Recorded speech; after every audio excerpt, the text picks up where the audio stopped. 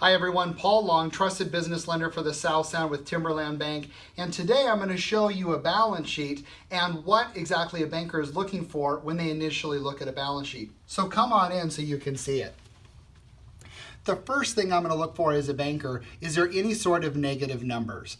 Anytime I see negative numbers, usually that means that there's something wrong with the balance sheet.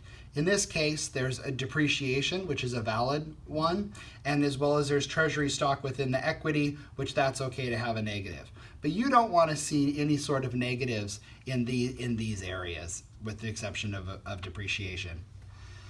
Another thing we look for is, does a balance sheet balance? You have total assets of $770,000 and you have liabilities and stockholders' equity of $770,000. These two numbers should be the same. You won't believe how many times I see that it does not actually balance. That means there's something wrong.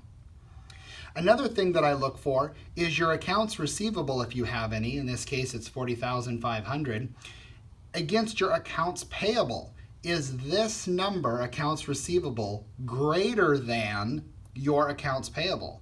In this case, it's okay. It's a little close, which is a little concerning as from a banker, but it is going in the right direction. Another thing we look at is intangible assets. In this case, we have goodwill, we have trade names. A lot of this, I understand, has value, but a bank really can't utilize this information. We really want to understand your fixed assets and your current assets. Another thing we look for is your equity. We want to make sure that your equity is positive.